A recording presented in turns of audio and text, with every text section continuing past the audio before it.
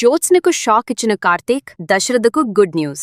కార్తీక దీపం 2లో మార్చి 21 ఎపిసోడ్ బాంబులు పేల్చేసింది. ఆపరేషన్ థియేటర్ బయట శివన్నారాయణ నిలబడ్డాడు. దీపగది బయట పారిజాతం కాపలా ఉంది. డాక్టర్ హారిక గుండె ఆగినట్టయింది. ఇంత ప్రమాదకరమైన పరిస్థితిలో కార్తీక్ మాత్రం చల్లగా నవ్వుతూ నిలబడ్డాడు.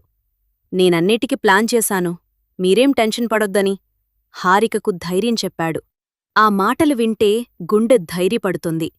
ఇంతలో పారుకుదాస్ ఫోన్ చేసి నీ మనవరాలు దొరికిందని చెప్పాడు. పారు ఆనందంతో గాల్లో తేలిపోతూ శివన్నారాయణను గుద్దేసింది.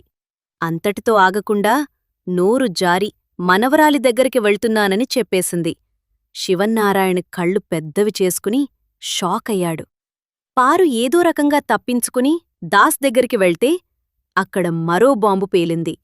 మనం చేసిన అన్యాయానికి మనవరాలు రాను అని చెప్పిందని దాస్ చెప్పాడు. పారు గుండె తరుక్కుపోయింది. ఆ వెంటనే తల్లితో మత్తుమందు కలిపిన నీళ్లు తాగించటంతో పారు నేలకు ఒరిగిపోయింది.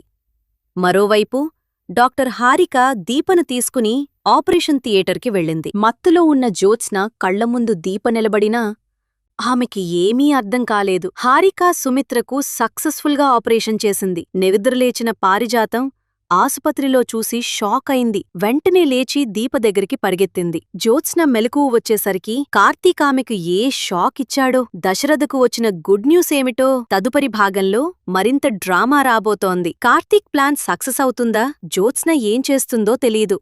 ఇలాంటి విశేషాలు తెలుసుకోవాలంటే మన ఛానల్ని సబ్స్క్రైబ్ చేయండి, బెల్ ఐకాన్ నొక్కండి, లైక్ చేయండి.